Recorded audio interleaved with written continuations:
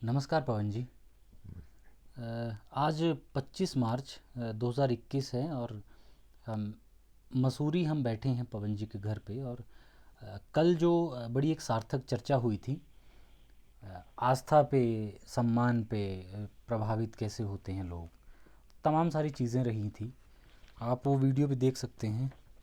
और अभी एक सवाल था मन में पवन जी कि बचपन से ही मुझे ये सब कुछ लगा, क्योंकि स्कूल में तो सब पढ़ते हैं ज़्यादातर, मोस्टली मैं भी स्कूल में पढ़ा।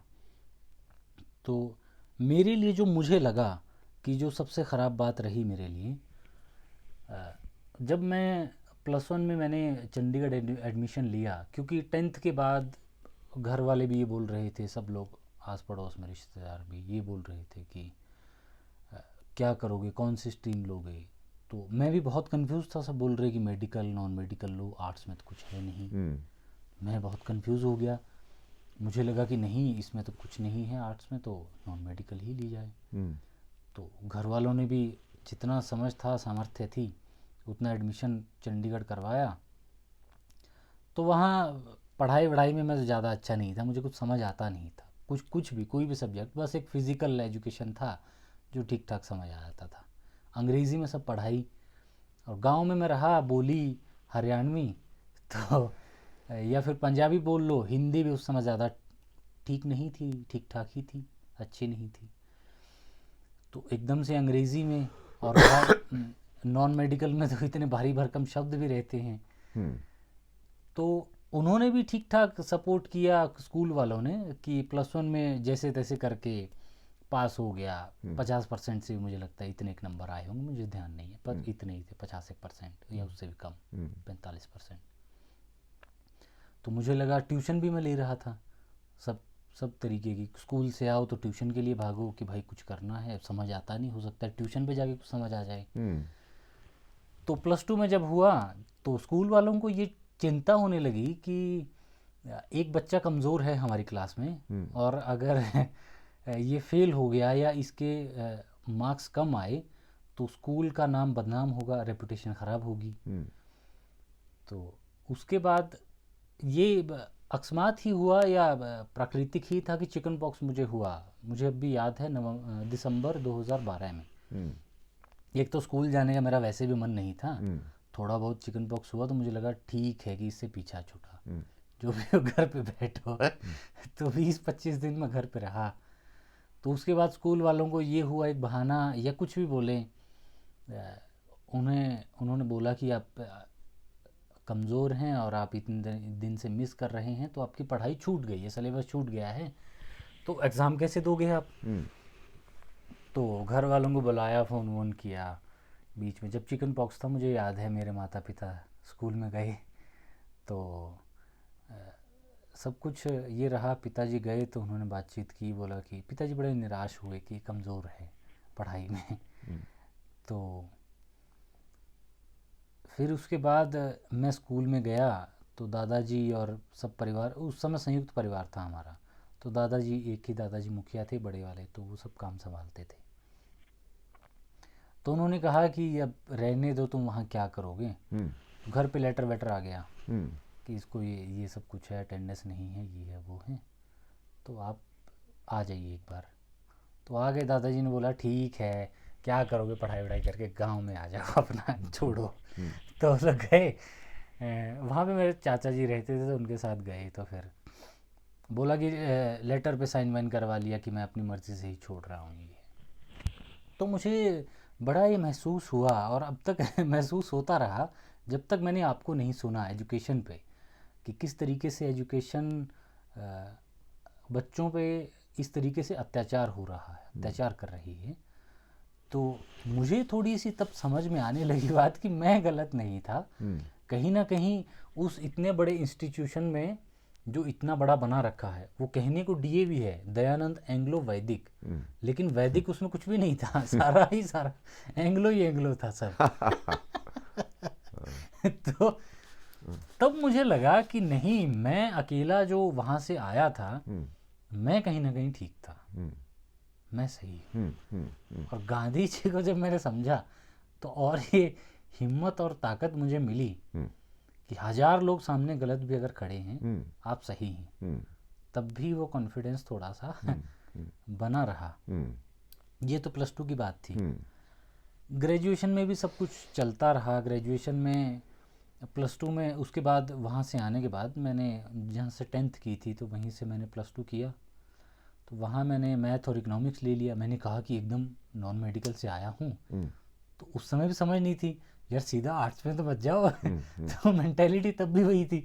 बोलता यार मैथ इकोनॉमिक तो ले लो, ठीक ठाक रेपुटेशन बची रहेगी। हम्म, तो मैथ इकोनॉमिक में 50-50 नंबर आए 12वीं में। तो मैं क्या यार ग्रेजुएशन में अगर ले लिया तो मैं क्या फिर गड़बड़ होगी। हम्म, तो वो भी मैंने छोड़ दिया। हम्म, हिस्ट्री और डिफेंस स्टडी मैंने लिया, हिंदी हम्म, इंग्लिश तो था ही हम्म, सब्जेक्ट। तो उसमें वहाँ से पढ़ा। तो उस समय इतिहास के टीचर हमारे अब भी हैं, डॉक्टर महेंद्र सिंह। तो उनके साथ पढ़ाने का तरीका एक उनका बड़ा बेहतरीन था, मुझे अच्छा लगा उस समय। तो उस समय इतिहास के बारे में जानने के लिए राखीगढ़ी जो साइट है, अ, जो अ, हड़प्पा की सभ्यता को दर्शाती है, हम्म, तो वहाँ पे विज़िट किया। उसके बाद इतिहास हिसार का बताया उन्होंने, इतिहास पे मैंने कुछ पढ़ा। हम्म, हिसार का जो एक किला है खंडरनुमा, वहाँ लेके गए, उसको बताया। तो रुचि और जागने लगी इतिहास में हम्म, कि ये सब कुछ हुआ। हम्म, तो उसके बाद ग्रेजुएशन हिसार से हुआ। तो वहाँ ठीक ठाक थोड़ा बहुत कॉन्फिडेंस आया, लेकिन फिर भी मन में यही था कि बड़े तो भाई नॉन मेडिकल वाले रहते हैं, ये फिज़िक्स केमिस्ट्री मैथ जो पढ़ते हैं भाई अपना ठीक ठाक है, अपना जो कमज़ोर सा सब्जेक्ट है उसमें एडमिशन ले लो, ठीक ठाक पास हो जाओ, ठीक ठाक चलता रहेगा बस। फिर कुरुक्षेत्रा में डिफेंस स्टडी में एडमिशन लिया। तो वहाँ थोड़ा सा ठीक ठाक हम्म, रहा। एज के साथ या कुछ भी मानिए, वहाँ की आबो हवा कुछ ऐसी लगी, क्योंकि हम्म, गीता उपदेश स्थली वहाँ है। तो वहाँ बार बार मैं विज़िट करता रहा था, हम्म, महीने 2 महीने में। यूनिवर्सिटी के बिल्कुल पास में ही है, हम्म, ज़्यादा दूर नहीं। हम्म, ब्रह्म सरोवर है, हम्म, द्रौपदी कूप है, तो वहाँ जाते रहे। हम्म, तो वहाँ कुछ एक थोड़ी सी हम्म, ताकत मिली। हम्म, तो वहाँ उससे पहले तो मैं नॉन वेज भी खाता था, पर पता नहीं वहाँ जाके क्या हुआ, हम्म, तो मन ही नहीं किया। 2 साल मैंने छोड़े रखा वहाँ, कोई ऐसी बात भी नहीं थी। हम्म, तो उसके बाद एक और घटना हुई जो मुझे अब भी याद है। एक हमारा सब्जेक्ट था रिसर्च मेथोडोलॉजी, हम्म, रिसर्च में काम आता है फिर हम्म, पीएचडी में। तो हम्म, उसके बाद जो थिंकर थे वो सारे के सारे वेस्टर्न पढ़ाए जाते थे। इतना तो समझ आ ही गया था ये यार वेस्ट के लोग हैं। हम्म, तो और हम लोग पूर्वी लोग हैं, तो उनका सब पढ़ा रहे हैं। हम्म, तो सिर्फ एक ही थिंकर था ईस्ट का, कौटिल्य, उसको पढ़ाया जाता। तो मैंने, टीचर थी महिला, तो उनको सवाल किया कि मैडम ये सब तो बाहर के लोग हैं भारत के, तो क्या भारत का कोई नहीं है जिसे हम पढ़ सकते हैं? ऐसा कोई नहीं है? बोलते ठीक है। ये कुछ ज़्यादा जवाब संतुष्टिदायक दिया नहीं उन्होंने। तो बाद में मेरे ही सहपाठी थे, उन्होंने कहा कि तुमने सवाल अच्छा किया। हम्म, मैं कहा चलो बहुत अच्छा है, एक तो कम से कम मेरा जैसा मैं सोचता हूँ वैसे एक मिले साथी। तो फिर बाद में जो पॉलिटिकल साइंस के टीचर थे उनके साथ अच्छी बातचीत होती थी वैचारिक। तो देश समाज को थोड़ा बहुत मैं देखने लगा कि ये क्या है, क्या कुछ है। बहुत लोग भूखे मर रहे हैं, रोजगार नहीं है, ये ऐसा है वैसा है, तो क्या कुछ इनका होगा। तो उन्होंने एक थियरी है सर्वाइवल ऑफ द फिटेस्ट, उसका सहारा दिया। हम्म, वो मुझे फिर समझ आई कि ये भी वेस्ट की ही थियरी है। हम्म, तो बोला कि जो ताकतवर है वो जिएगा, बाकी मरो, मरने तो क्या फ़र्क पड़ता। तो मैं क्या, हर बात तो ये मुझे तो जची नहीं है, अच्छी ठीक नहीं लगी, ऐसा तो नहीं है। हम्म, हमारे गांव में तो कीड़े मकोड़े पशु पक्षी हैं, उनको भी भोजन करवाया जाता है, उन्हें भी इस दृष्टि से देखा जाता है कि ये भूखे ना मरे। आप बोल रहे हैं कि आप ताकतवर हैं तो मरो भाई। हम्म, तो एमए में ये कुछ रहा। फिर उसके बाद एमफिल में एडमिशन रोहतक हुआ, हम्म, तो उनके साथ भी बातचीत हुई। उसके उस दौरान मैंने पंडित सुंदरलाल को, धर्मपाल जी को और गांधी जी को, उसके बाद आपको सुना। तो फिर आधुनिकता पे कुछ एक सवाल बातचीत होने लगी। मेरे मन में सवाल था, सर ये यूनिवर्सिटी है, इतनी बड़ी बड़ी बिल्डिंग हैं, ये मोटर वाहन है, रेलगाड़ियाँ हैं, ये सब क्या है? ये मुझे तो ठीक नहीं लगता। बोलते नहीं, ये सब तो अंग्रेज़ों की वजह से आया और ये सब बहुत अच्छा है, अंग्रेज़ ना होते तो क्या होता हमारा। तो मैंने उनको एक बात कही, मैं क्या सर, गांधी जी ने तो अपनी पुस्तक हिंद स्वराज में लिखा है कि अ, जब से रेल आई हैं तब से अकाल बढ़ने लगे हैं इस देश में। हम्म, वो बोले कि ठीक है, लिख दिया होगा। तो मैंने कहा नहीं सर, मेरे को वो बात भी उनकी वो जची नहीं। हम्म, मैं क्या, ऐसा नहीं है। हम्म, फिर फिर बाद में धर्मपाल जी पे थोड़ी बहुत बातचीत हुई। मैंने कहा सर, ऐसी ऐसी किताबें मैंने पढ़ी हैं, कुछ दस्तावेज हैं मैंने देखे हैं वो किताबों के रूप में, तो ऐसा ऐसा था। बोलते तुम्हें कहाँ से मिल गए, ऐसा तो ने पता नहीं, ऐसा नहीं है, कुछ नहीं है तुम। वो संतुष्टिदायक जवाब मुझे मिला नहीं कहीं भी। तो पूरी शिक्षा के दौरान मैं कंफ्यूज ही रहा, जब तक मैं स्कूल में रहा, कॉलेज में रहा, यूनिवर्सिटी में रहा। तो जितने सवाल थे उनके जवाब मुझे मिले नहीं। पर जब आपको मैंने सुना शिक्षा पे, तो उसके बाद मुझे लगा कि कहीं ना कहीं ये बात समझ में आ रही है कि मैं कुछ मामलों में ठीक था हम्म, जो मैं सोच रहा था। हम्म, तो इसके बारे में ही पवन जी आपसे मैं और जानना चाहता हूँ। स्कूली शिक्षा है हम्म, वो क्लास नर्सरी से लेकर के 10th +2 college level university level, वो चाहे स्कॉलर स्टूडेंट हों, इनके बारे में आप थोड़ा विस्तार से, आप जो वर्तमान शिक्षा है प्रकाश आप डालें थोड़ा। हम्म। नहीं अमित, जो तुम कह रहे हो ना, यही देश की दशा है। ये अब सोचो, जो तुम्हारे साथ हुआ, तुम्हारा जो मुझे सुनाई दिया वो ये सुनाई दिया कि स्कूल कॉलेज ने तुम्हारे न तो प्रश्नों का उत्तर दिया, और न तुम और तुम्हारा आत्मविश्वास को कम करने का या खत्म करने का काम ही किया। जानबूझ के नहीं, पर अनजाने में यही हुआ, और तुम बच गए।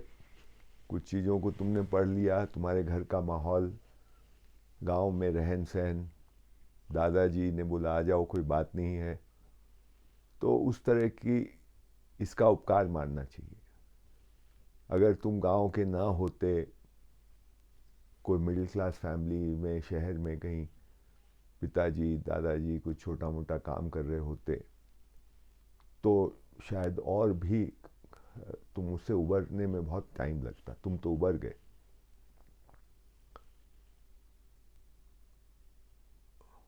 तो उनका उपकार मानना चाहिए, और वो उन्हीं का नहीं, बल्कि जो भी कारण रहे कि तुम लोग गांव में हो और ठीक ठाक हो और उस चीज़ को अप्रिशिएट करते हो, गांव में जो भी है उसको।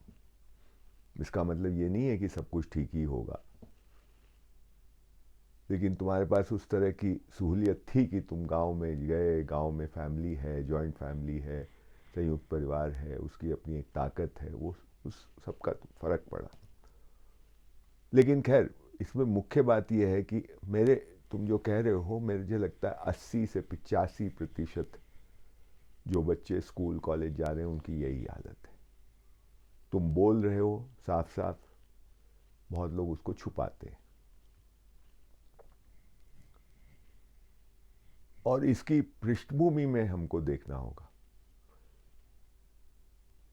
जब एक धर्मपाल जी की एक किताब है द ब्यूटीफुल ट्री, जिसमें उन्होंने अंग्रेज़ों के आने के पहले, या अंग्रेज़ों जब आए थे उस समय उन्होंने जो सर्वेक्षण की अंग्रेज़ों ने, उस सर्वेक्षण में भारत के विभिन्न इलाकों में वो सर्वेक्षण हुए। बंगाल बिहार के इलाके का सर्वेक्षण हुआ। बंगाल बिहार का इलाका उस समय बहुत बड़ा था। अभी तो वो उस समय का बंगाल मतलब आज का बांग्लादेश भी उसमें शामिल है, तो इतना बड़ा क्षेत्र। उड़ीसा का भी कुछ क्षेत्र शामिल है, और उत्तर पूर्व के जो राज्य हैं, त्रिपुरा, मणिपुर, ये सब भी शायद उसी में हैं। तो बहुत बड़ा 1 लाख गाँव की बात हो रही है वहाँ पे। आज भारतवर्ष में करीब 5,60,000 70,000 गाँव होंगे। जब हम लोग एक थे, पाकिस्तान बांग्लादेश सब एक था, तो उस समय करीब 7 सवा 7 लाख गाँव थे, है ना। तो 1 लाख गाँव सिर्फ बंगाल बिहार के इलाके का सर्वेक्षण है। उसी तरह का सर्वेक्षण दक्षिण भारत का है। उसी तरह का सर्वेक्षण बम्बई और कराची की एरिया का है, जिसको बॉम्बे प्रेसिडेंसी कहा जाता है। और उसी तरह का सर्वेक्षण पंजाब के इलाके का है। उस समय का पंजाब आज का पंजाब नहीं है। उस समय के पंजाब में आज का हिमाचल, आज का हरियाणा, ये तो है ही। कुछ जम्मू का भी इलाका है, आई थिंक पठानकोट वगैरह का इलाका, और पूरा पश्चिमी पंजाब जो पाकिस्तान का हिस्सा है, तो वो बहुत बड़ा इलाका है पंजाब। तो ये 4 बड़े सर्वेक्षण उसमें मिलते हैं सर। ये करीब 18वीं शताब्दी के अंत का और 19वीं शताब्दी के शुरुआत की बात है।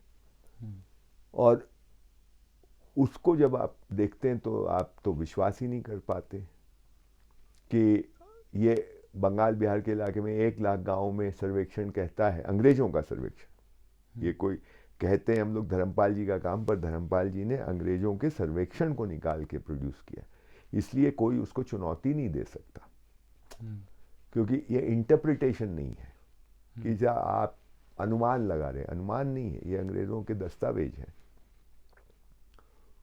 और उसमें वो कहते हैं कि 1 लाख गाँव में, वो विलियम एडम्स की रिपोर्ट में, कि बंगाल बिहार के 1 लाख गाँव में एक भी गांव ऐसा नहीं है जहाँ पे स्कूल ना हो।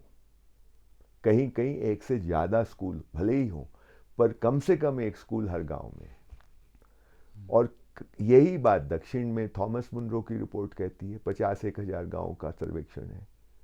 यही बात पंजाब के इलाके की है, लिटनर की रिपोर्ट है। यही बात पर बम्बई और कराची वाले इलाके की है। और उसमें कई रिपोर्टों में कितने लड़कियां स्कूल जा रही हैं, कितने लोग घर में पढ़ रहे हैं, कितने मुसलमान जा रहे हैं, कितने विभिन्न जातियों के लोग जा रहे हैं, ये सारे उसमें मिलते हैं। उससे एक तस्वीर ये बनती है कि भारत में हर गांव में वो स्कूल नहीं कहते होंगे हम लोग उस समय, पाठशाला कहते होंगे या जो भी कहते होंगे, ये चलते हैं। और ये गांव के सपोर्ट से चलते हैं। मुख्य बात ये है, माने कोई राजा या राज्य व्यवस्था इन स्कूलों को नहीं चला रही है। जैसे कि आज के दिन सरकारी स्कूल हर जगह है तो सरकार चला रही है, और या फिर प्राइवेट स्कूल चल रहे हैं जो पैसा लेके आपको शिक्षा दे रहे हैं। लेकिन उस समय ये जो चल रहे हैं, इतनी विस्तृत व्यवस्था जो है, उसमें सर्वेक्षण के हिसाब से करीब 3 लाख 3.5 लाख गाँव के सर्वेक्षण उसमें दिखता है। हर गाँव में स्कूल है। ये स्कूल गांव मतलब लोकल लेवल पे उसका बंदोबस्त हो रहा है, राज्य व्यवस्था नहीं कर रही है। क्योंकि ये भी हमको समझना पड़ेगा कि ये कैसे चल रहा है। इसकी कल्पना भी हमको आज करना मुश्किल है, क्योंकि उस तरह का कोई साक्ष्य नहीं दिखता अब। वो चल ऐसे रहे, मतलब कि राजा या नवाब या जो भी वहाँ का राजा है, वो तो लगान वसूली करता है। तो लगान वसूली हो रही है करीब 15%, 16%, 17%, मतलब छठ बोला जाता है ज़्यादातर जगह। छठ का मतलब हुआ 1/6। तो आपका 100 मन अनाज हुआ तो उसका 1/6 हिस्सा राजा ले रहा है, ठीक है ना। आप कभी कभी कोई बहुत संकट का काल आ गया, जैसे लड़ाई वड़ाई हो गई, तो राजा 1/4 भी ले लेता है। तो ये फ्लक्चुएट करता है 16-17% से लेके 24-25% के बीच में। कहीं उससे भी कम है। और ये जितनी आपकी पैदावार है, मतलब हर साल एक जैसी तो नहीं होगी ना, कभी ज़्यादा कभी कम। तो जितनी भी पैदावार है उसका प्रोपोर्शन लिया जा रहा है, समझ गए। ज़्यादा हुआ तो भी वही हिस्सा, कम हुआ तो भी उतना ही हिस्सा, मतलब वो भी कम ज़्यादा हो रहा है, समझ रहे हो ना। 100 मन का 1/6, 50 मन का 1/6, तो 1/6 कम हो जाएगा ना। 50 मन का 1/6 कम होगा, 100 मन का ज़्यादा होगा। और कुछ गांव हर इलाके में छोड़ दिए जाते हैं, मतलब छोड़ दिए जाते हैं का मेरा मतलब है उसका लगान उनसे राजा नहीं वसूल करके वो लगान समाज को वापस कर दिया जाता है। मतलब उसका आधिपत्य, उस लगान पे जो आधिपत्य राजा का नहीं है, ये परंपरा से चला आ रहा है। तो वो जो लगान है वो राजा के पास न जा करके वो जनता के पास जाता है। समाज के पास जाता है और उससे वो लोग बहुत तरह का काम करते हैं, मरम्मत का काम, सड़कों का काम, नहरों का काम, तालाबों का काम, स्कूलों का काम। हम्म, वो उनको राजा के पास जाके बजट मांगने की जरूरत नहीं है, हम्म, है ना। है, वो स्वायत्त है, हाँ, उनके पास शक्ति है कि वो उसका जैसे चाहे वैसे इस्तेमाल करे, राजा का कोई हस्तक्षेप नहीं है उसमें। और राजा आते जाते रहते हैं, कभी कोई राजा आया, कभी कोई राजा आया, पर ये व्यवस्था वैसी की वैसी चलती रहती है। ये बहुत बड़ी बात है। आज हमको बजट मांगना पड़ता है ग्राम पंचायत को कि भाई हमारा बजट इतना बढ़ाइए, कम करिए, जो भी है। वो बजट वो तो उनको फिक्स, वो जा ही रहा है उनके पास, राजा नहीं दे रहा है। खैर, तो इससे ये चल रहे हैं। अब क्या है, क्योंकि हमारा इतिहास ठीक से हमारी नज़रों से लिखा नहीं गया है। हम जो इतिहास पढ़ते हैं और जो दिमाग में हमारी तस्वीर बनी है हमारे विगत की, हमारे पास्ट की, वो बनाई गई है एक खास तरीके से। इसलिए हमको इन चीज़ों का, धर्मपाल जी को भी कितने लोगों ने पढ़ा होगा? मैं देश में, मेरा अंदाज़ा है 20-50 हज़ार लोगों ने पढ़ा होगा, है ना। ज़्यादातर लोग, मैंने ही जब पढ़ा तो उसके पहले मेरी भी दिमाग में कुछ और ही बात थी। मुझे लगा कुछ गुरुकुल होंगे, वहाँ ब्राह्मण बच्चे जाते होंगे, शास्त्र वास्त्र पढ़ते होंगे, वेद पुराण पढ़ते होंगे। ऐसा नहीं है। ये पढ़ के पता चला नहीं, उसमें तो सब्जेक्ट की लिस्ट भी दी हुई है कि क्या क्या पढ़ाया जाता है। व्याकरण पढ़ाया जा रहा है, गणित पढ़ाया जा रहा है, ज्योतिष भी कहीं कहीं कुछ पढ़ा, कहीं ये कुछ चीज़ें फिक्स सी हैं, भाषा और व्याकरण और गणित वगैरह। लेकिन कुछ चीज़ें अलग अलग स्थान पे अलग अलग जगह पढ़ाई जा रही है। कुछ लोगों को ज़्यादा पढ़ना हो तो वो लोग काशी जाते हैं पढ़ने के लिए आगे, ये सब भी होता है। बंगाल में भी कई ऐसे सेंटर्स हैं जहाँ जाते हैं लोग पढ़ने के लिए आगे की पढ़ाई, अगर उसमें ज़्यादा घुसना है तो अंग्रेज़ जब यहाँ आए हैं तो उन्होंने, ऐसा कहना गलत होगा कि उन्होंने इन स्कूलों को बंद किया, बंद नहीं किया। ये बंद हो गए। क्यों हो गए, उसका एक बड़ा कारण मुझे लगता है लगान की सिस्टम को चेंज किया अंग्रेज़ों ने। हमारे यहाँ जो सिस्टम है, जैसा मैंने अभी बताया, 1/6 हिस्सा लेना है, ठीक है। अब अंग्रेज़ों ने जब ये देखा कि यहाँ इतना लिया जा रहा है तो उन्होंने, पहले इस पे दस्तावेज है, ये मैं कहानी नहीं है, ये वाकई वो, तो उन्होंने बोला कि भाई 2-3 चीज़ें कही। कहा कि ये जो 1/6, 1/4, तो ये तो हर साल बदलते रहेगा। कभी पैदावार ज़्यादा हो गई तो ठीक ठाक मिल जाएगा, कभी कम हुई तो फिर कम मिलेगा। तो ये अनसाइंटिफिक है, ऐसा उन्होंने कहा। देखो, अब ये हम लोग साइंटिफिक, ये शब्द से कैसे, मतलब उनका दिमाग कैसे चलता है या वो कैसे अपने आप को जस्टिफाई कर रहे हैं। वो कह रहे हैं ये अनसाइंटिफिक है क्योंकि हमको तो सरकार चलानी है और सरकार चलाने के लिए हमको नौकरी देनी होगी लोगों को। नौकरी हम कम ज़्यादा नहीं कर सकते। हर साल अगर हमने तुमको 100 रुपये दे रहे हैं तो अगले साल भी 100, हम कम नहीं कर सकते कि 100 को 80 कर दो क्योंकि इस बार कम पैदावार हुई है। तो हमको तो फिक्स सैलरी, हमारे जो खर्च हैं वो तो फिक्स्ड है और ये ऊपर नीचे होगा तो कैसे चलेगा। तो उन्होंने कहा इसको फिक्स करना होगा। एक बात, फिक्स कैसे किया जाए, इसका इस पे बात हो रही है। फिर दूसरी बात वो ये कहते हैं कि भाई हमारे यहाँ जो लैंड लॉर्ड है, देखिए अब ये भी एक बात सोचने की है कि हमारी कोई भी भारतीय भाषा में लैंड लॉर्ड का कोई शब्द नहीं है। हिंदी अनुवाद या कोई भी अनुवाद, हिंदी, किसी भी भाषा में। पंजाबी, मैथिल, कोई अनुवाद नहीं है। हमने उसका बनाया वो शब्द को, लैंड से भू और लॉर्ड से स्वामी। तो भू स्वामी, लैंडलॉर्ड को हमने कन्वर्ट किया। हमारे पास ओरिजिनली इसका शब्द नहीं है। जमींदार भी हमारा शब्द नहीं है। अच्छा। ये उर्दू का शब्द है। हमारी भाषाओं में कोई ऐसा शब्द नहीं है, क्योंकि ये प्रथा ही नहीं रही हमारे यहाँ। उनके यहाँ लैंडलॉर्ड की प्रथा है।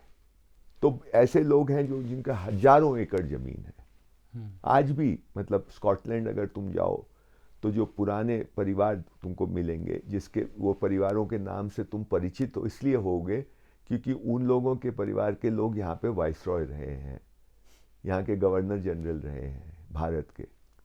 लिंगलिथलो जैसे एक फैमिली है, तो लिंगलिथलो हमारे यहाँ का गवर्नर जनरल रहा है, वाइसरॉय रहा है।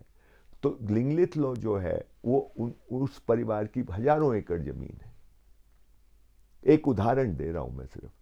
ये लोग लैंडलॉर्ड्स हैं, बड़े लैंडलॉर्ड्स हैं, और ये लोग जो इनकी जमीन पे रह करके पशुपालन कर रहे हैं या खेती कर रहे हैं या कुछ भी कर रहे हैं, वो लोग टेनेंट कहलाते हैं। वो टेनेंट्स अपनी आय का करीब 70-80% लैंडलॉर्ड को देते हैं। 70-80% इंग्लैंड में उस जमाने में। उसमें से करीब 50% वो सरकार को देते हैं। ठीक। लैंडलॉर्ड टेनेंट से 70-80% लिया, उसमें से 50% उसने सरकार को दिया। ठीक है। तो ये लोग कहते हैं, अंग्रेज यहाँ के हुक्मरानों के बीच में बहस हो रही है कि भाई हम अपनी जनता से तो इतना वसूल करते हैं, वो तो हमारे लोग हैं। हाँ। और यहाँ हम हुक्म करने आए हैं, यहाँ पे इन पे रूल करने आए हैं, इनसे हम 16% 20% लेंगे तो ये हमारी जनता के साथ नाइंसाफी होगी। तर्क देखो, तर्क देखो, है ना। इसमें तुमको सल्यूट करना पड़ेगा, उनकी तर्क करने की क्या कला है। तो ये नहीं कह रहे कि इनके साथ नाइंसाफी होगी, वो ये कह रहे हैं हमारी जनता के साथ अरे भाई नाइंसाफी होगी, उसका कम कर दो ना। तो यहाँ पे फिर ये हुआ कि भाई 80% अगर हम कर देंगे तो पता नहीं क्या होगा। इतना तो ये लोग बर्दाश्त नहीं कर पाएंगे एक साथ। तो करीब करीब 50% पे उन्होंने उसको फिक्स किया। 50% किसका? तो हर इलाके का उन्होंने सर्वे किया और पता किया कि पिछले 10 साल में कितनी पैदावार हुई है। तो मान लो जिस पंजाब के इलाके से तुम आते हो, वहाँ के 10,000 गांव या 5,000 गांव जो भी, उस इलाके के 5,000 10,000 गांव में कितनी पैदावार इस साल हुई, उसके पहले कितनी हुई, वो तो रिकॉर्ड है राजा के पास। तो कितनी पैदावार हुई, 10 साल का रिकॉर्ड निकाला, उसको उसका औसत किया, एवरेज। ठीक है। तो ये मान लिया गया कि इस इलाके की ये पैदावार है। हो गया।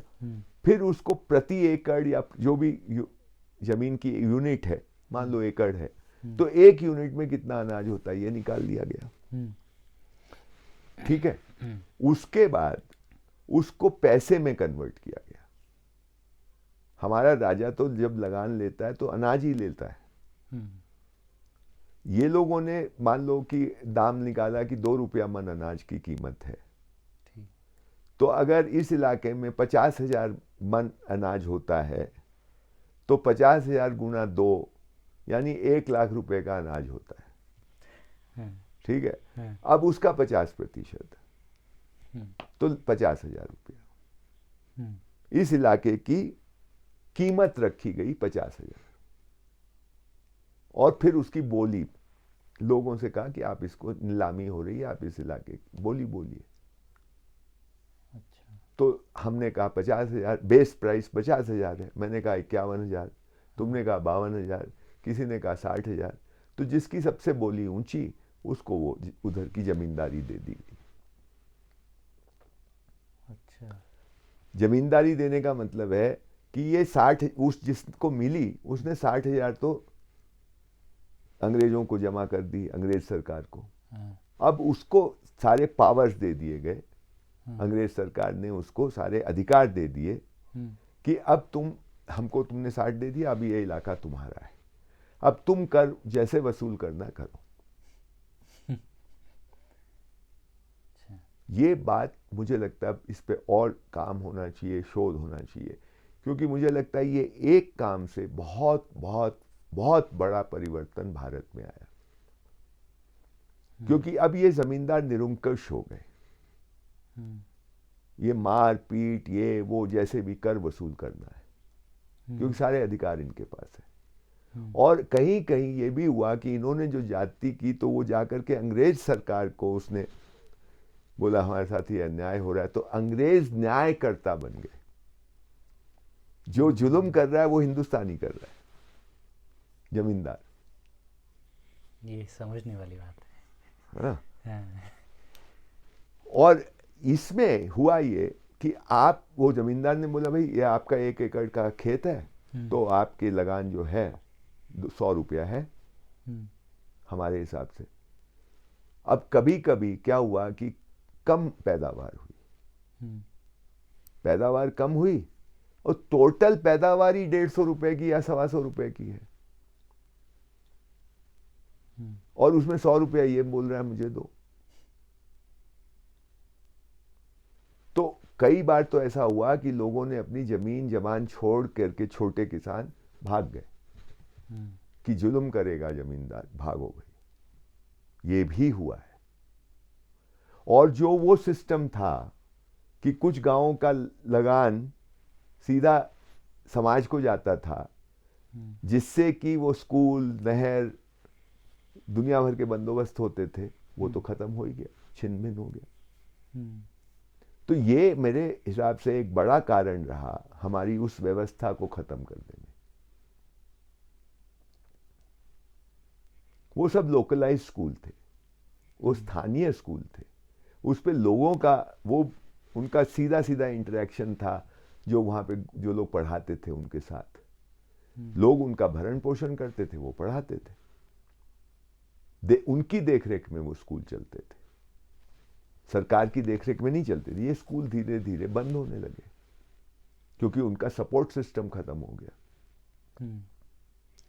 दूसरी बात जो समझने की है वो ये कि अंग्रेजों ने, मतलब तुमने मैकॉले की मिनट तो पढ़ी होगी, ये 1835 की उसकी एक बड़ा दस्तावेज है, जो मैकॉले करके एक आदमी और जिस सब लोग उसका नाम लेते हैं कि उसने अंग्रेजी सिस्टम स्कूल के यहाँ चलाए, पर वो बात पूरी 100% सही नहीं है, क्योंकि उसके पहले भी ये काम शुरू हो गया था कलकत्ते में, बंगाल में, जहाँ पे तो उन्होंने अंग्रेजी पद्धति पे, अंग्रेजी सिस्टम के स्कूल शुरू किए। ये कलकत्ते और फिर मद्रास वगैरह में पहले शुरू हुए, बम्बई में भी हुए होंगे। उसके पीछे मंशा ये है कि हमको यहाँ इस देश पे राज करना है, तो हमको ऐसे भारतीय तैयार करने हैं जो हमारे लिए काम करें, हमारे एजेंट बने। हमको सरकार चलानी है, हमको लोग चाहिए, तो हमारी भाषा समझे, हमारे तरीके समझे, हमारी हुक्म माने, हमारे करें। तो उसमें मेन बात, उसमें एक चीज से समझ में आएगा तुमको, एक ही एक वाक्य से समझ में आएगा।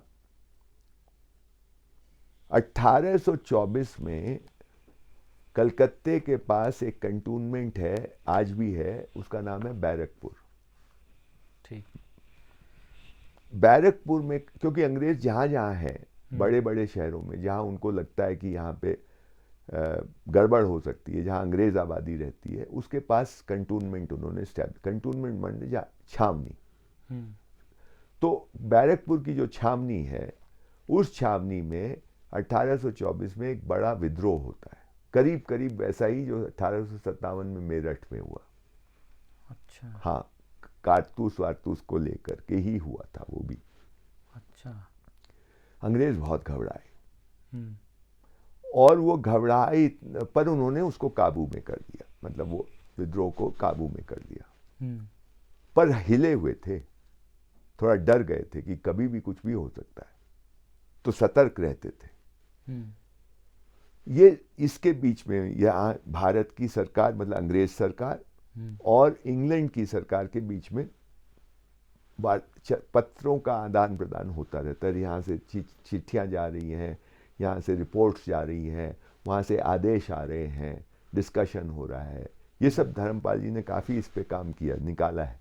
हम्म, तो उस कॉरेस्पॉन्डेंस में 1827 का एक चिट्ठी है इसकी बेंटिक की, विलियम बेंटिक, जो भारत का गवर्नर जनरल है उस समय, कलकत्ते में राजधानी है। हम्म, वो एक चिट्ठी लिखता है, वो बहुत रिवीलिंग चिट्ठी है, उससे बहुत पता चलता है, अगर ध्यान दोगे तो पता चलता है, पर ध्यान नहीं दोगे तो कुछ नहीं समझ में आएगा। वो इस चिट्ठी में लिखता है कि अब घबराने की कोई बात नहीं है। किस बात का घबराना? और 1824 में जो विद्रोह हुआ है हाँ, उसका रेफरेंस है कि अब घबराने की कोई बात नहीं है, क्योंकि यहाँ का पढ़ा लिखा भारतीय हम्म, अब अपनी परंपरा या अपने तौर तरीके छोड़ रहा है और दान दक्षिणा देना उसने बंद कर दिया है। मतलब यहाँ की परंपरा में दान दक्षिणा देना एक बड़ी परंपरा है, हम्म, लोग खूब दान देते हैं, दक्षिणा देते हैं।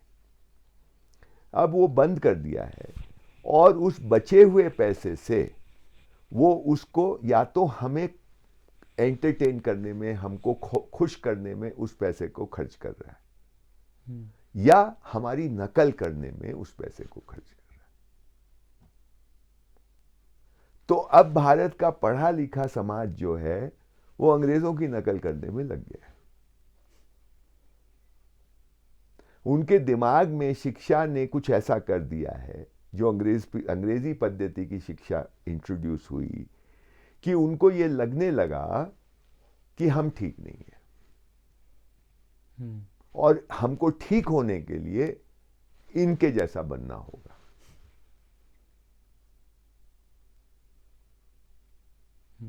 ये आज तक इस देश में सब चीज की बात होती है, गरीबी की बात होती है, अन्याय की बात होती है ना, जातियों के ऊपर अन्याय, महिलाओं के, ये सब बातें होती है। लेकिन जो भारत के मानस का मनोवैज्ञानिक रूप से जो क्षति पहुंचाई गई है उसकी बात नहीं होती, क्योंकि कौन करे उसकी बात। हम सभी नकलची में पने में लग गए। जो आदमी नकल करने में लग गया वो ये कैसे बोलेगा कि मैं घायल हूं?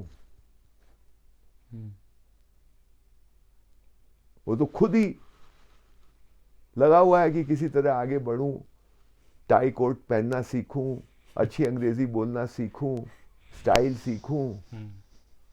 ये बहुत बड़ा घाव है। मैं उन पे आक्षेप नहीं कर रहा हूं, हम सब उसमें लिप्त हैं।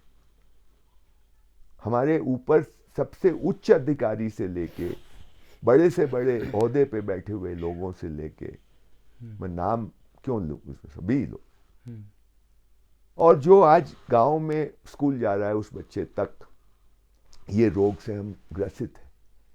हीनता की एक ग्रंथि हमारे अंदर बहुत गहरे घुसी हुई है, जो वहाँ जिसकी ओर वो इशारा कर रहे हैं, बेंटिक।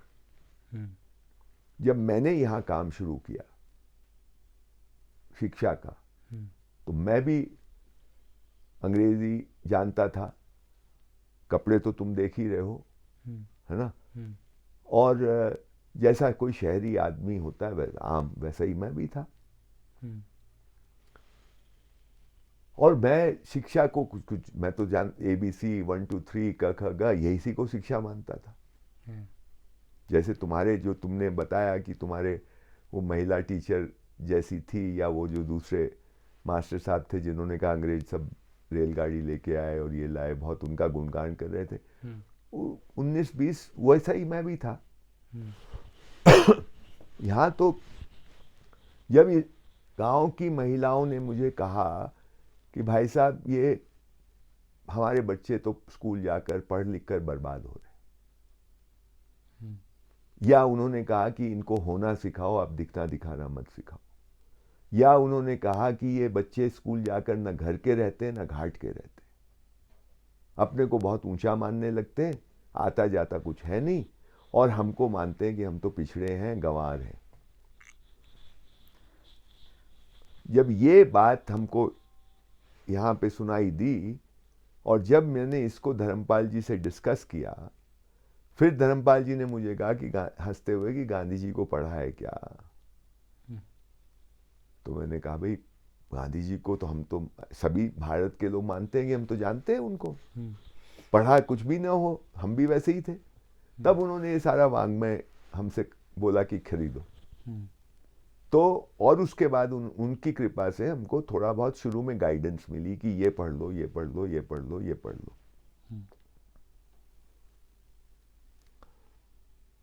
तो उसमें एक जरूरी बात हमको समझ में आई। गांधी जी ये कहते हैं कि अंग्रेजी शिक्षा ने भारत के घर और भारत के स्कूल, घर और स्कूल के बीच की दूरी खूब बढ़ा दी है, उसके बीच में बहुत फासला कर दिया है। कहने का क्या मतलब है कि आम बच्चा, उस गांधी जी की ये बात कह रहे हैं 20वीं शताब्दी के शुरुआती दौर में, 1910, 20, 15, 16, 18, 20 के आसपास, आज से 100 साल पहले, कि भारत बच्चे घर और स्कूल के बीच की दूरी बढ़ गई है। कहने का मतलब कि घर में एक बात बोली में बात करता है, स्कूल आता है उसकी बोली बदल जाती है। घर में तुम पंजाबी बोलते हो, स्कूल जाते हो हिंदी बोलने लगते हो या अंग्रेजी बोलने लगते हो। तो घर की बोली स्कूल की बोली अलग हो गई। घर का पहनावा, घर में तुम कुर्ता पजामा पहनते होगे, धोती लुंगी पहनते होगे, स्कूल जाते हो तुम पैंट शर्ट पहन जाते हो, हाफ पैंट पहनने लगते हो, लड़कियां स्कर्ट पहनने लगती है। घर की पोशाक अलग, स्कूल की पोशाक अलग। घर में ऐसे बैठते हैं या जमीन पे बैठे या तखत पे बैठे, हाथ पांव ऐसे आलती पालती मार के बैठते। स्कूल जाते हैं पांव लटका के बैठते हैं बेंच पे। तो जितने भी तौर जो जीवन के क्या कहें इसको, मतलब सांस्कृतिक आयाम बोल सकते हो, खान पान, बोली भाषा, बैठने का तरीका, उठने का तरीका, कपड़े लत्ते, ये जितने भी हैं ये घर के अलग हो गए, स्कूल के अलग हो गए।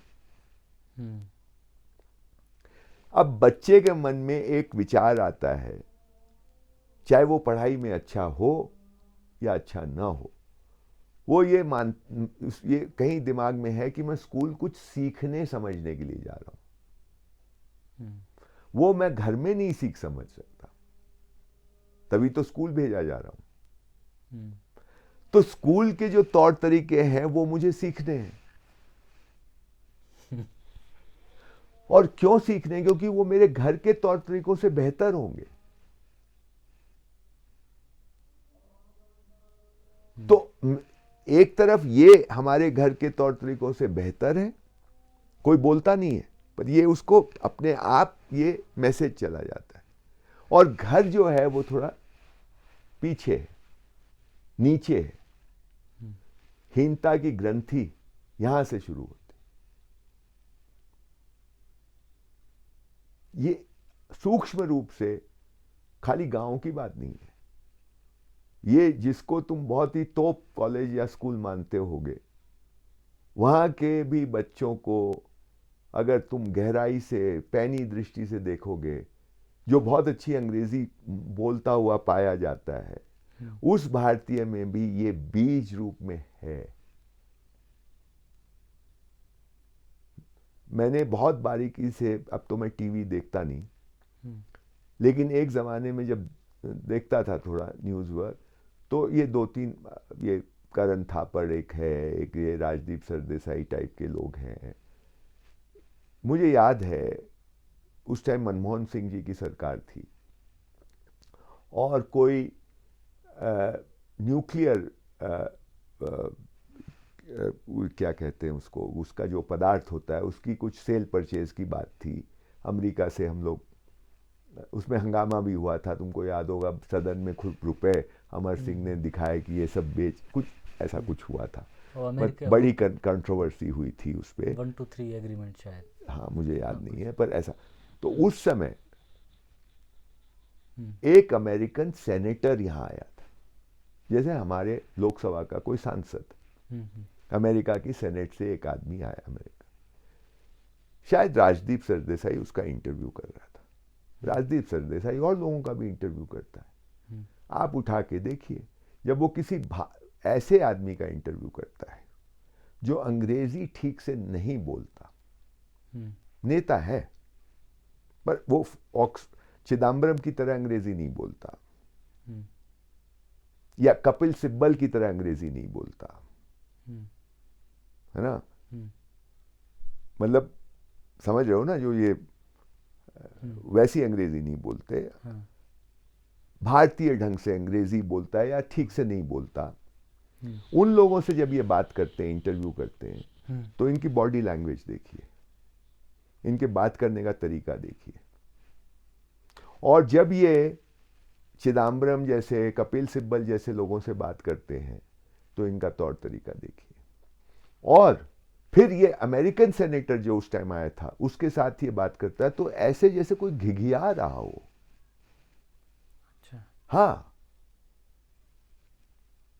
और उसको ये पूछता है कि आपको क्या लगता है, मुझे आज भी याद है, एक उसने पूछा अमेरिकन सेनेटर, आपको क्या लगता है भारत सरकार को क्या करना चाहिए? तो वो अमेरिकन सेनेटर बोलता है, ये मैं कैसे बोलूंगा भारत सरकार को क्या करना चाहिए? मैं कौन होता हूं भारत सरकार को बोलने की ये करो कि वो करो? ये हमारा आदमी उनसे पूछ रहा है कि भारत आप बताइए। तो अगर मोटी बात मैं जो कह रहा हूं वो ये कि ये लोग तो अच्छी अंग्रेजी बोलने वाले लोग हैं ना, करण थापर, राजदीप सरदेसाई। करण थापर अभी भी बो टाई लगा के इंटरव्यू करता है भारत में। हमारे सारे टीवी एंकरों को तुम देखो,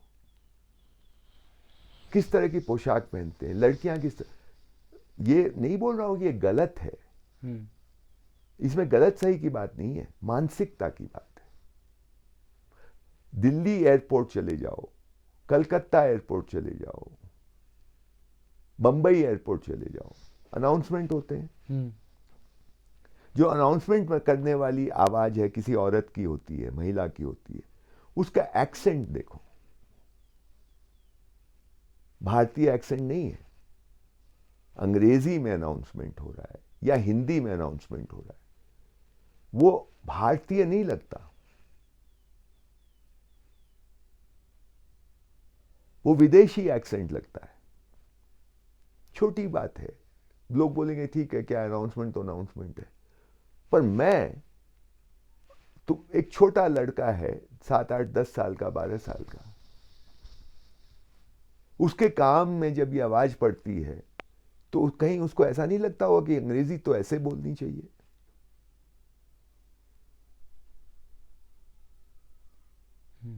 गहरी बात है। हम लोग इस तरफ बिल्कुल ध्यान ही नहीं दे रहे हैं।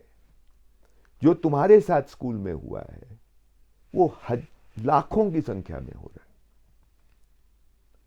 हमको भान ही नहीं है कि हम अपने बच्चों के साथ क्या कर रहे हैं, हमारे लोगों के साथ क्या कर रहे हैं। हम उनका आत्मविश्वास उठा रहे हैं या गिरा रहे हैं। बड़े से बड़ा, जिसको आप बड़ा कहते हैं, ये जर्नलिस्ट, ये तो लाखों रुपए कमाते हैं, इनमें भी आत्मविश्वास नहीं है। अच्छा। इनमें आत्मविश्वास इस बात का है कि दूसरे भारतीय से हम ज्यादा अच्छी अंग्रेजी बोलते हैं, दूसरे भारतीय से ज्यादा हम शक्तिशाली हैं क्योंकि हम टीवी चलाते हैं, दूसरे भारतीयों से हम ज्यादा अच्छे कपड़े पहनते हैं, दूसरे भारतीयों से हम ज्यादा बड़ी गाड़ी में और 5 सितारा होटल में जाते हैं और हम प्राइम मिनिस्टर से बात करने की हैसियत रखते हैं। इस बात का आत्मविश्वास है। अपने अंदर का जो निरपेक्ष आत्मविश्वास होता है, जो सहजता लाता है, जो एक सहज आत्मविश्वास है, अपने होने में ठीक लगना, वो तुमको गिने चुने पढ़े लिखे भारतीयों में दिखाई दे तो दे। बाकी सारा का सारा अगर दिखता है कहीं आत्मविश्वास या छाती ठोक के कोई चलता है तो वो झूठा आत्मविश्वास, सापेक्ष है, वो तुलना पे आधारित है।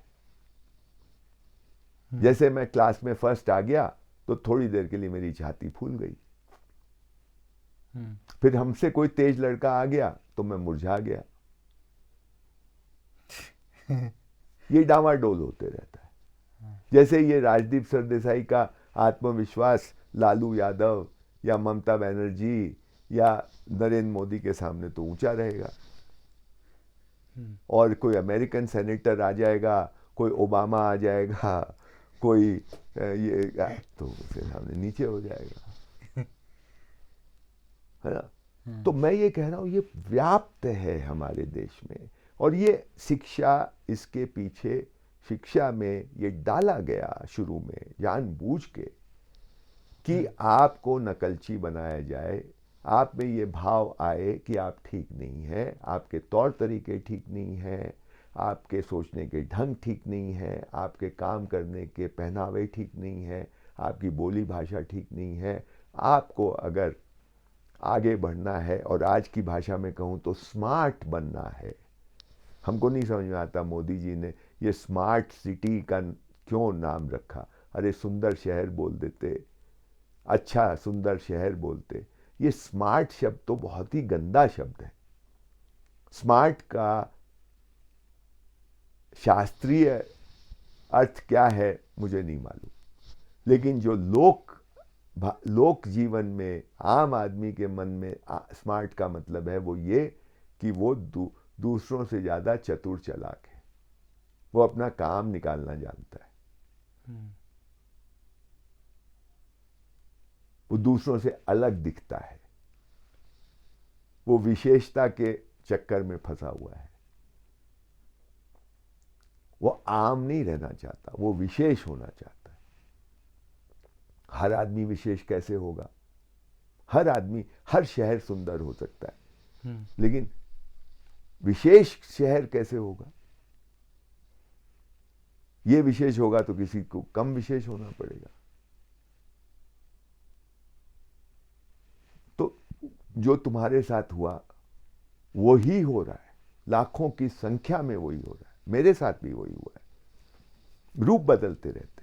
मैं हिंदी मीडियम स्कूल में गया, मैं अंग्रेजी मैंने कक्षा 9 में मुझे थोड़ी बहुत आई, है ना। और हम हिंदी मीडियम, मैं अपनी बात नहीं कर रहा हूँ, हम सारे हिंदी मीडियम वालों को हमेशा ये लगता था कि ये जो अंग्रेजी मीडियम वाले हैं ये हमसे 2 कदम आगे। हम अच्छे नंबर आने वालों को भी, अच्छा, मतलब मैं ठीक ठाक ही पढ़ाई में था, गणित में बहुत अच्छे नंबर आते थे, ये सब ठीक था, लेकिन फिर भी कहीं कि वो जो जिसके गणित में अच्छे नंबर नहीं आ रहे पर अंग्रेजी मीडियम में है, वो कहीं तो हमसे आगे है। ये कोई बोलता नहीं, ये वातावरण में है ये चीजें।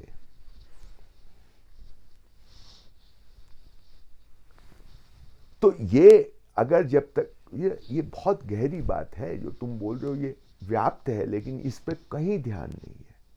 और जो ध्यान, अब ये क्या होता है कि इसका प्रतिकार क्या होता है कि जो पढ़ा लिखा नहीं है पर ये जो तुम्हारी व्यथा जो तुमने सुनाई इससे ग्रसित होता है, तो वो फिर भौंडापन दिखाता है।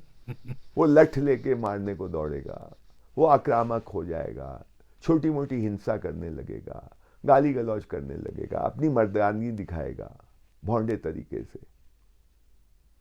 वो भी इसी से निकला हुआ है। ये जो उत्तर भारत में इतनी बदतमीजी आपको दिखाई देती है, सड़क चलते माँ बहन की गालियां देना और ये और वो, ये इस कुंठा का भी परिणाम है। ये जो हमने घाव दिया है ना, ये जो हीनता का घाव, उसका एक तरह का रिएक्शन है वो। नॉयपॉल, अब तो बात नहीं होती, जमाना तो लिबरल और सेक्युलर और उन लोगों का है ना। चाहे मोदी जी प्रधानमंत्री हों, उससे कोई फर्क नहीं पड़ता, अभी भी वही लोगों का जमाना है, विचार की दुनिया उन्हीं की है। इस दुनिया में नॉयपॉल एक बड़े लेखक हुए, अंग्रेजी के लेखक हुए, भारतीय मूल के थे, त्रिनिडाद में रहने लगे, वेस्ट इंडीज में, उनको नोबेल प्राइज भी मिला। उन्होंने एक किताब लिखी, द वुंडेड सिविलाइजेशन, घायल सभ्यता। यही है घायल। हमारा जो घाव है वो आज का नहीं है, ये सदियों, मतलब अंग्रेजों के काल से भी पहले का घाव है। उस घाव की कोई बात ही नहीं करना चाहता। हम बहुत महान थे ये बोल के नहीं होगा, होंगे कब, जब थे आप थे। ये जब तक आप इस घाव को देखेंगे नहीं और देख करके उसका इलाज नहीं करेंगे जड़ से, ऊपर से मरहम पट्टी लगा के नहीं होगा कि धोती वाले को आपने टाई कोट सूट बनाना सिखा दिया और सोचा कि घाव ठीक हो गया। ऐसा नहीं होने वाला है ठीक है। या थोड़ी बहुत अंग्रेजी सिखा के नहीं ठीक होने वाला है, स्मार्ट बना के ठीक नहीं होने वाला है। आपको जो स्कूल में कमी है वो ये सबसे पहले है आत्मविश्वास। ABC सीखो या ना सीखो, क ख ग सीखो या ना सीखो, आपको सहज होना, आत्मविश्वास आना ही चाहिए। अगर नहीं आ रहा है तो कोई गड़बड़ है। और वो सिर्फ जो क्लास में फर्स्ट आएगा उसी को आत्मविश्वास आएगा, बाकी को नहीं आएगा। अगर ऐसा है तो ये गलत है। आत्मविश्वास तो हर आदमी की नीड है। वो दौड़ में फर्स्ट आके आत्मविश्वास आए, सिर्फ उसी से आए तो गलत है। तो आप दौड़ को बदलिए। आपको अपने होने में विश्वास होना चाहिए। अभी सारा का सारा हमने बाहर कर दिया ना। हर आदमी तुलना करके अपना आत्मविश्वास ढूंढता है, दूसरे से तुलना करके। दूसरे से तुलना क्यों करनी है? मैं मतलब एग्जाम का सिस्टम भी वैसे ही है, सारा सिस्टम वैसे ही है। ऐसा क्यों नहीं हो सकता कि आप बच्चों को बोले कि भाई यार 3 महीने में हमने आपको ये पढ़ाया है। एक कल्पना करो, क्लास है, आपने उसको कुछ पढ़ाया, गणित पढ़ाई, भाषा पढ़ाई, हिस्ट्री पढ़ाई, ज्योग्राफी पढ़ाई, फिजिक्स पढ़ाई, केमिस्ट्री, जो भी पढ़ाया। आप बच्चे को बोलो भाई 3 महीने में हमने ये तुमको पढ़ाने की चेष्टा की है, ठीक है? उससे हामी भरवाइए पहले। और अगर वो बोले नहीं आप झूठ बोल रहे हैं, तो फिर आप अपने मूल्यांकन अपना करिए कि आपने पढ़ाया भी है कि नहीं पढ़ाया। मान लीजिए आपने पढ़ाया, फिर बोलिए, आप बच्चे को बोलिए कि ये जो हमने पढ़ाया है इसमें आप अपने आप को कितना नंबर देते हैं।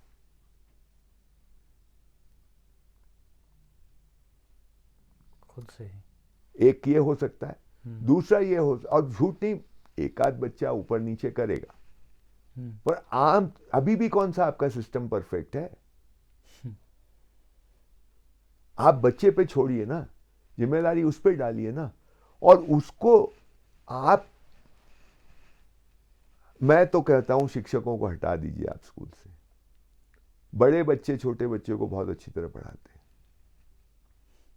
हमने एक स्कूल देखा है तुम्हारे पंजाब में, गुरुदासपुर में। एक सरदार जी हैं, उनकी उम्र अब बड़ी हो गई है, अब उनका लड़का चलाता है। उनका नंबर भी है मेरे पास। वो 3,000 से ज्यादा लड़कियां उस स्कूल में पढ़ती हैं। पुराना स्कूल है, ठीक है? फर्स्ट क्लास उनके रिजल्ट आते हैं। 1100-1200 लड़कियां हॉस्टल में रहती हैं, बाकी की लड़कियां दिन में आती हैं, शाम को चली जाती हैं।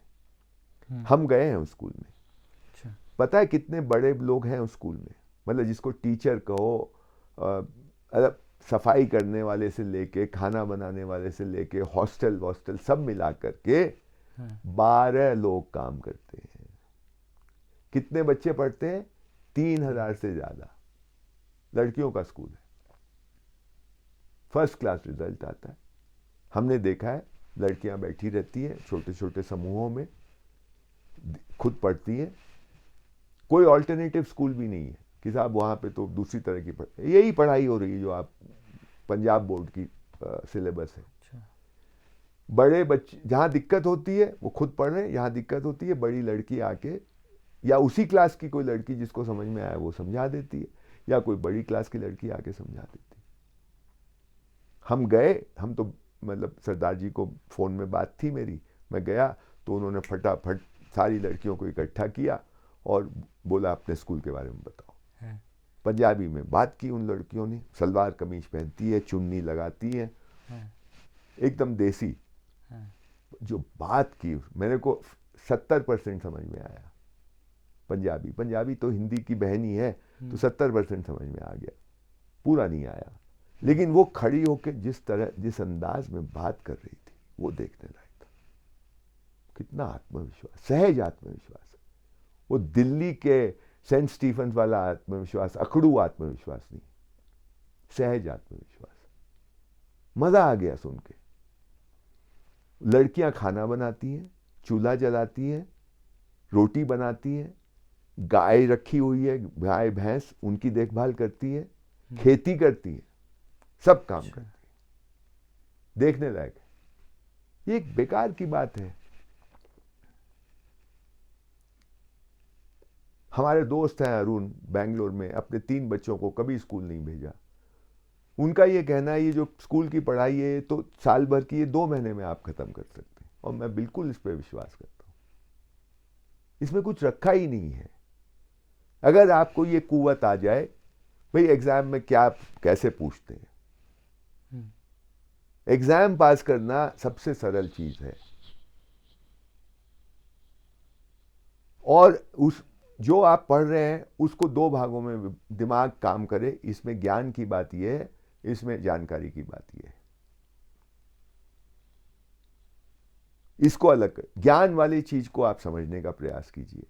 जानकारी वाली चीज अगर कुछ है जो है थोड़ी याद कर लीजिए। ढंग से पढ़ा जाए, हर किताब जो सिलेबस में है उसको आप 2 महीने में खत्म कर सकते हैं, ज्यादा से ज्यादा। इतना बड़ा हवा बनाया हुआ है। ये तो सिस्टम बना ही इसलिए कि आपका आत्मविश्वास कुचला जाए। तो कोई नई बात नहीं है जो तुम्हारे साथ हुई। और क्या पता है इन लोगों को, अब वो सर्वाइवल ऑफ द फिटेस्ट यार, क्या इनको ये नहीं पता कि अस्तित्व में एक छोटा मोटा कीड़ा भी रहता है, उसका भी कोई ना कोई रोल है, वो फालतू नहीं है। कम से कम भारत में तो हर छोटी से छोटी सूक्ष्म सूक्ष्म चीज को, ये चाहे हम जाने या नहीं जाने, पर एक मान्यता है कि हम नहीं जानते, इसका मतलब ये नहीं है कि ये बेकार है। इसका भी कोई ना कोई अस्तित्व में इसका कोई भूमिका है, तभी ये है। गांधी जी का एक वो है, मुझे बहुत पसंद है। वो कहते हैं जो चीज अपने स्थान पे नहीं है वो कूड़ा है। इसको उल्टा करो कि कोई भी चीज कूड़ा नहीं है अगर वो अपने स्थान पे है तो। आप जो सुबह जाके निकालते हैं पेट से गंदगी, हाँ, वो भी अगर सही जगह हो तो खाद बन जाएगी ना। गहरी बात। तो ये हर चीज को हमने लेबोरेटरी में टेस्ट नहीं किया होगा, लेकिन ये समझ रही है पता नहीं कब से कि कोई भी चीज आप समझेंगे तभी उसकी उपयोगिता आप मानेंगे। बिना समझे भी आपकी एक मोटी समझ हो सकती है कि भाई इसको हम नहीं समझते, हमारे काम की नहीं होगी, पर शायद ये पेड़ के काम की हो, शायद ये किसी जंतु के काम की हो, शायद ये मिट्टी के काम की हो। और वो फिर मिट्टी का काम की अगर है तो वो फिर हमारे काम की भी हो ही जाती है किसी न किसी तरह। तो हर चीज से जुड़ी हुई है। ये तो बहुत पुरानी बात रही है भारत में। बुद्ध का एक वचन मैंने तो विपश्यना में सुना था गोयनका जी से, मैंने तो पढ़ा नहीं है वैसा, लेकिन वो बहुत सुंदर लगी मुझे वो बात। वो कहते, बुद्ध के नाम से कहते थे गोयनका जी, कि बुद्ध ये कहते थे कि जब पृथ्वी ये ब्रह्मांड डोलता है तो हर एक पत्ता हिलता है, और जब एक पत्ता हिलता है तो पूरा ब्रह्मांड हिलता है।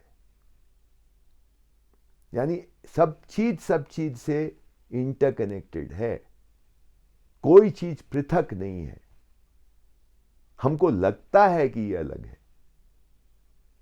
ये वेस्टर्न सिविलाइजेशन में यही तो प्रॉब्लम है, मॉडर्न सिविलाइजेशन में, कि सब कुछ को ह्यूमन सेंट्रिक कर दिया।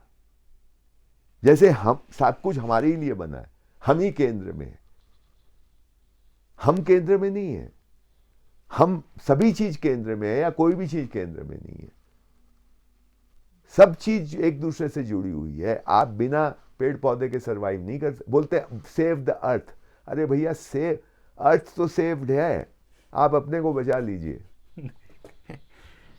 आप क्या करेंगे, ज्यादा से ज्यादा आग लगा देंगे ना, फिर भी अर्थ रहेगा, आप नहीं रहेंगे। पहले आप जाएंगे, उसके बाद ये जीव जंतु जाएंगे, उसके बाद पेड़ पौधे जाएंगे।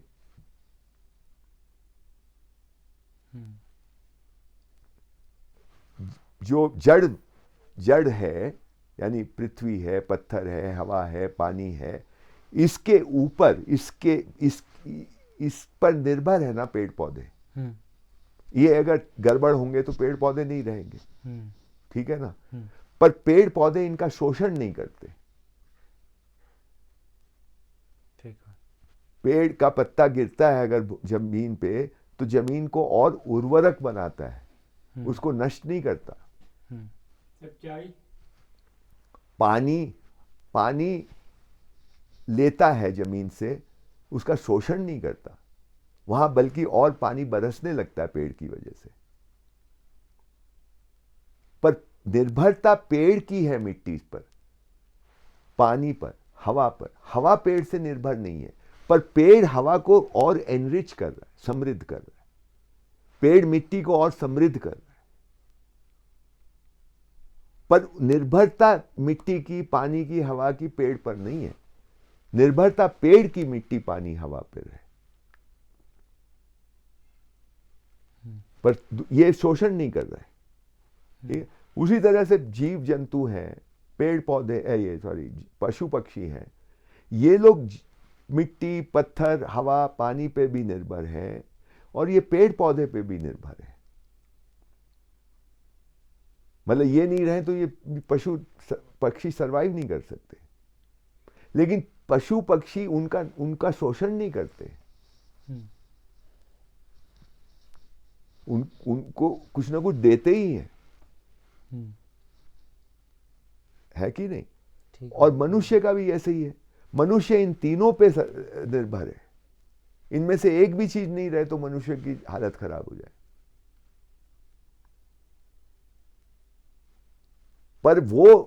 पर मनुष्य नहीं रहे तो उनको कोई फर्क नहीं पड़ेगा। पर मनुष्य का रिश्ता उनके साथ क्या है, शोषण किए जा रहा है, शोषण किए जा रहा है। कोई भी काम ऐसा नहीं करता जिससे उनका भला हो। हमारी पूरा विकास का मॉडल, डेवलपमेंट का मॉडल तो शोषण पे ही है ना। खनिज निकालो, पेट्रोल निकालो, पेड़ों को काटो, जंगल साफ करो, वहां पे फैक्ट्री लगाओ या खेती करो। तो हम तो हर चीज को उनसे वो निर्भर उन पे है और ऊपर से शोषण भी कर रहे। इस बात को हमारी परंपरा में तो समझा ही गया है कि भाई आप अलग थलग नहीं है, ये रहेंगे तो आप रहेंगे। उनका भी उतना ही अधिकार है जितना आपका है। तो अधिकार की भाषा नहीं बोल करके हम लोगों ने जिम्मेदारी की भाषा बोली कि आदमी हो तो तुम जिम्मेदार हो भाई, क्योंकि तुम में ये ताकत है कि तुम नष्ट कर दोगे, इसलिए तुम जिम्मेदार बनो। यह अधिकार की भाषा ही गलत है। जिम्मेदारी में अधिकार समाया हुआ है, अधिकार में जिम्मेवारी समाई हुई नहीं है।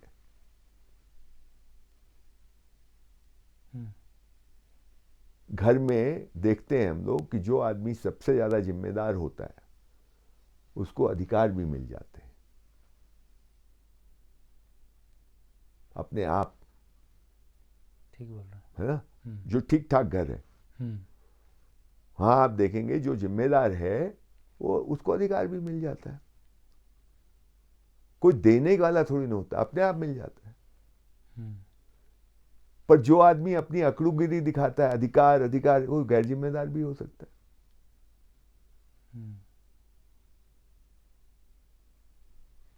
तो ये कई बातें आपस में जुड़ी हुई हैं। ये सर्वाइवल ऑफ द फिटेस्ट कभी डार्विन ने लिख दिया, ये लोग रट लगाए, तो बिल्कुल बेकार की बात है। फिटेस्ट मतलब ठीक है, आदमी सबसे फिटेस्ट है, फिर मार दो सबको, पेड़ पौधे भी काट दो और जीव जंतु भी नष्ट कर दो, फिर देखो क्या हाल होता है तुम्हारा, हो ही रहा है।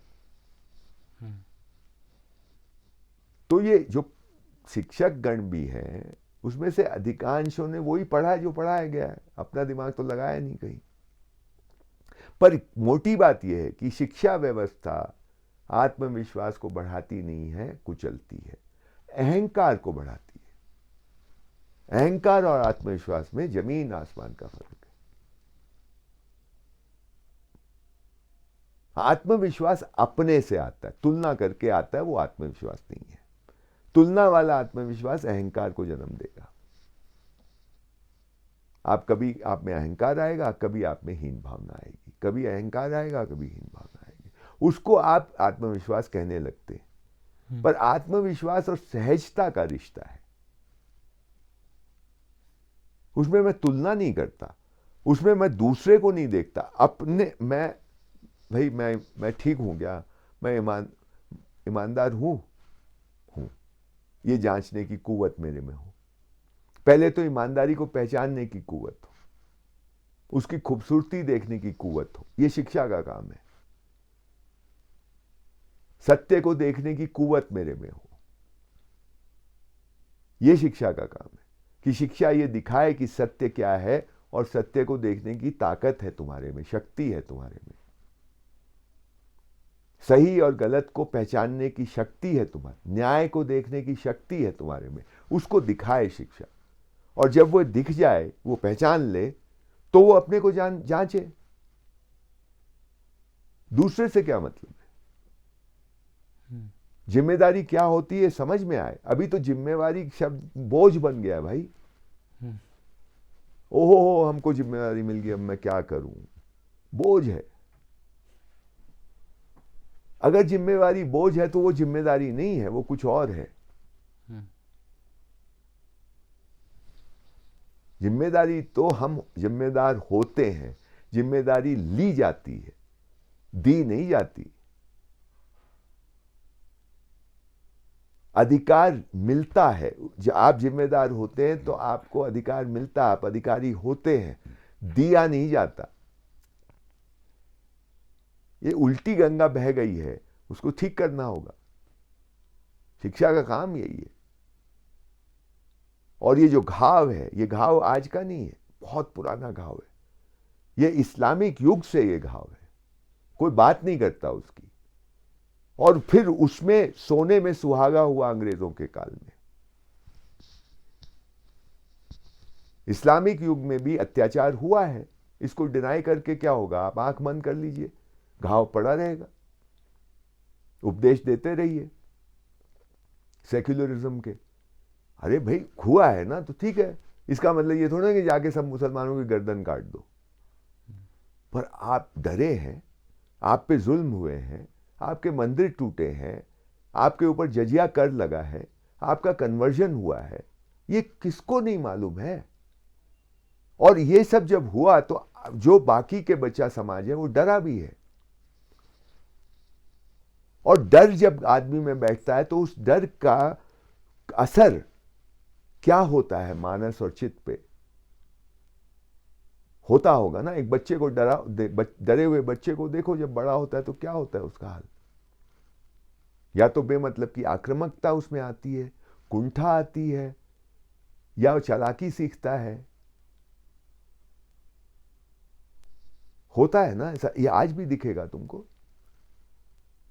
जो बच्चों के ऊपर बहुत अत्याचार होता है अनाथालयों में या कोई कारण से, उनकी पूरी पर्सनालिटी गड़बड़ हो जाती है ना बड़े होके।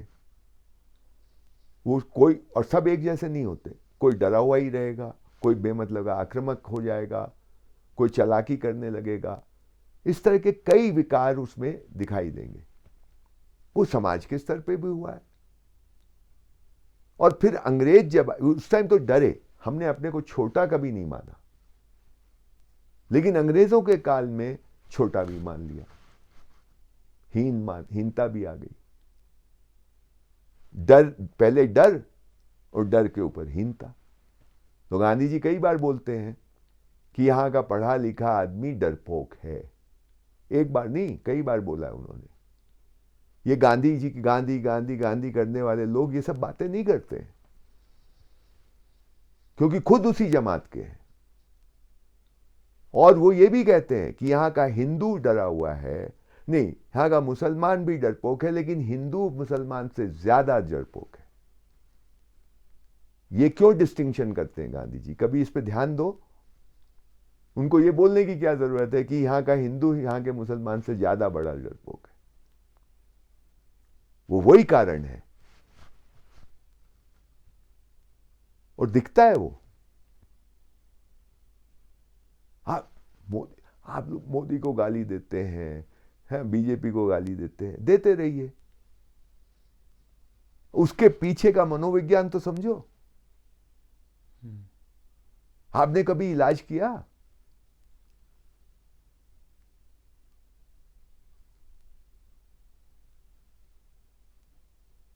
तो ये तो फोड़े फुंसी तो निकलेंगे, निकलेंगे। आप इलाज भी नहीं करोगे, फोड़े फुंसी निकलेंगे।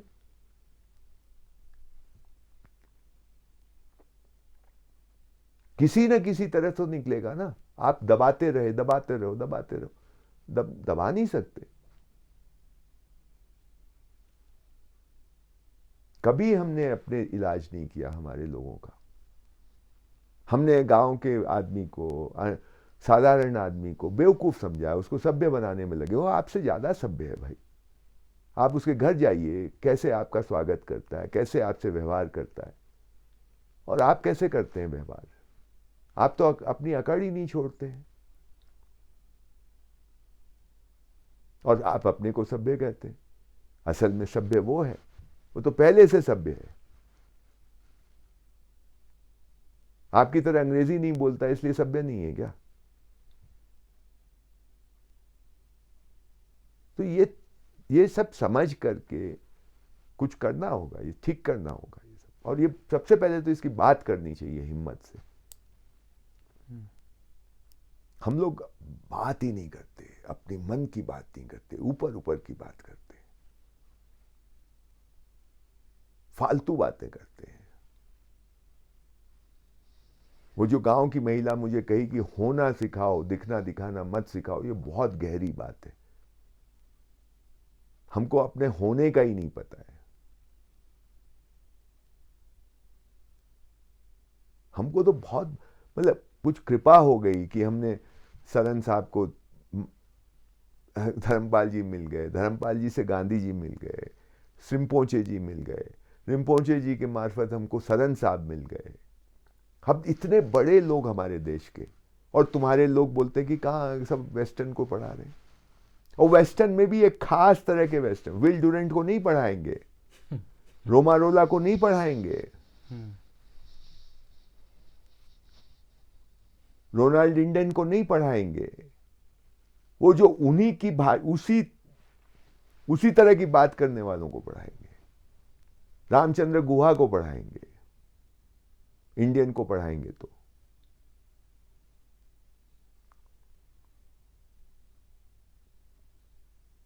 दूसरे लोगों को एकदम चल रहा है भाई। अमेरिका की ताकत सिर्फ ये थोड़ी ना है, अमेरिका की ताकत ये है कि विचार वहां से बन के आ रहे हैं और उन विचारों का प्रमोशन हो रहा है।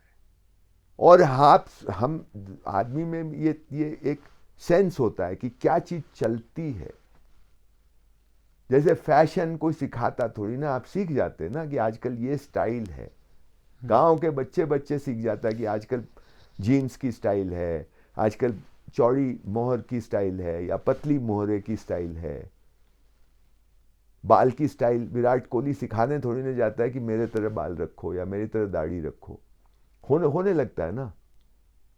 कैसे होने लगता है? आप देखते हैं ना, रोज ऑब्जर्व करिए ना कैसे होता है। कोई बड़े क्रिकेटर होता है, उसकी स्टाइल 2 साल में सब लोग उसको कॉपी करने लगते हैं। कोई फिल्म स्टार होता है, उसको कॉपी करने लगते हैं। ये कोई बताता थोड़ी ना आके। इसी तरह हमारे जो अभिजात्य वर्ग है वो विचारों का स्टाइल कॉपी करता है। जो अमेरिका की बड़ी यूनिवर्सिटी से विचार निकलते हैं वो सोख लेते हैं ये लोग, और इन सोखने में इनको फ़ायदा भी होता है, क्योंकि फिर इनको वहाँ से इनविटेशन आते हैं, वहाँ की लेक्चर टूर होती है, तरह तरह के तरीके हैं। पहले रूस करता था, उसके बाद अमेरिका करने लगा।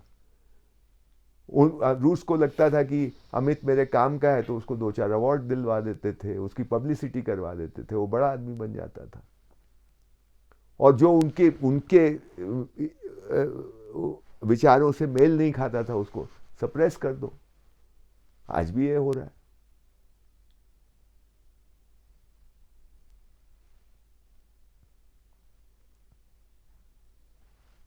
तो ये चल रहा है, एनजीओज में चल रहा है, एकेडमिशियंस में चल रहा है, बुद्धिजीवियों में चल रहा है, प्रेस वालों में चल रहा है। पहचान का मामला हो गया ना। देश की किसको फर्क चिंता है, लोगों की तो बोलने, मतलब फैशन है, लोगों की बात करो, देश की बात करो, कुछ नहीं है। मैं कुछ ज्यादा बिटर लग जाता हूं कभी कभी, है ना, लेकिन ऐसा ही है। हम जैसे साधारण लोगों को इसकी बात करनी चाहिए, खुलकर बात करनी चाहिए, तब होगा। ये लोग से कोई उम्मीद मत करिए कि जो लोग बड़े ओहदों पे बैठे हैं, बड़ी संस्थाएं चलाते हैं, वो लोग कुछ करेंगे। नेतागण को नहीं करेंगे, उनके हक में नहीं है। स्कूल में टीचरों से बात करो तो करो, पर ज्यादा स्टूडेंट से बात करो, क्योंकि वो इस परेशान है बेचारे, उनको समझ में आएगी ये बात।